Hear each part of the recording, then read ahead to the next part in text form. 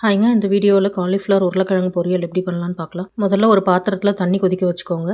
தண்ணி கொதிச்சதுக்கப்புறம் 1 cup cut பண்ணி வச்சுருக்க காலிஃப்ளவர் சேர்த்துக்கிறேன். அதிலே 1/4 ஸ்பூன் மஞ்சத்தூள் சேர்த்துட்டு காலிஃப்ளவர் வேகிற வரைக்கும் ஒரு 5 மினிட்ஸ் குக் பண்ணி எடுத்துக்கலாம். காலிஃப்ளவர் ரொம்ப சாஃப்டாக வேகணும்னு அவசியம் இல்லை. ஸோ 5 மினிட்ஸ் குக் ஆனதுக்கப்புறம் ஃபில்டர் பண்ணி வச்சுக்கோங்க தனியாக. அதுக்கப்புறம் ஒரு கடாய் சூடு பண்ணி 1 டேபிள் ஸ்பூன் எண்ணெய் சேர்த்துக்கோங்க.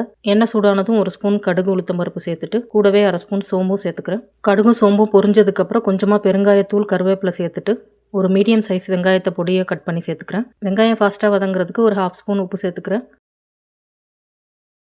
வெங்காயம் நல்லா வதங்கினதுக்கப்புறம் 1 ஸ்பூன் இஞ்சி பூண்டு பேஸ்ட்டு சேர்த்து வதக்கிக்கோங்க. இஞ்சி பூண்டோட பச்சை வாசனை போனதுக்கப்புறம் ஒரு மீடியம் சைஸ் தக்காளியை பொடியை கட் பண்ணி சேர்த்து வதக்கிக்கலாம். தக்காளி நல்லா சாஃப்டாக வதங்கி எண்ணெய் பிரியிற வரைக்கும் வதக்கிக்கோங்க. தக்காளி நல்லா வதங்கினதுக்கப்புறம் 1 கப் பொடியாக கட் பண்ணி வச்சுருக்க உருளைக்கிழங்கு சேர்த்துக்கிறேன். கூடவே 1/4 கப் பச்சை பட்டாணியும் சேர்த்துட்டு நல்லா கலந்து விடுங்க.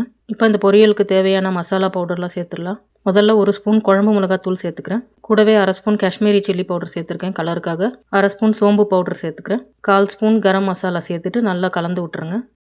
இந்த மசாலா நல்லா காய்கறியில் மிக்ஸ் ஆகிற வரைக்கும் கலந்து விட்டுட்டு 1 கப் அளவுக்கு தண்ணி சேர்த்துக்கோங்க. தண்ணி சேர்த்துட்டு கலந்துட்டு தேவையான உப்பும் சேர்த்து நல்லா கலந்து விட்டுருங்க. ஏற்கனவே வெங்காயம் வதக்கும் போது உப்பு சேர்த்து தான் வதக்கியிருந்தோம். அதனால் உப்பு கொஞ்சம் பார்த்து சேர்த்துக்கோங்க. இதுக்கப்புறம் ஒரு மூடி போட்டு இதை 5 நிமிஷம் மீடியம் ஃப்ளேமில் குக் பண்ணி எடுத்துக்கலாம். 5 நிமிஷம் கொதிச்சதுக்கப்புறம் தண்ணியெல்லாம் வற்றி உருளைக்கிழங்கும் நல்லா வெந்திருக்கு. ஒரு உருளைக்கிழங்கு அழுத்தி பார்த்தீங்கன்னா நல்லா சாஃப்டாக இறங்குது. ஸோ வெந்துருச்சு. அடுத்ததாக குக் பண்ணி வடிகட்டி வச்சுருக்க காலிஃப்ளவரையும் சேர்த்துட்டு கொஞ்சோண்டு தண்ணி தெளித்த மாதிரி சேர்த்துக்கோங்க. நிறைய ஊற்ற வேண்டாம். நல்லா கலந்து கொடுத்துட்டு திருப்பி ஒரு 5 நிமிஷம் மூடி போட்டு மீடியம் ஃப்ளேம்லேயே வேக வச்சுக்கலாம்.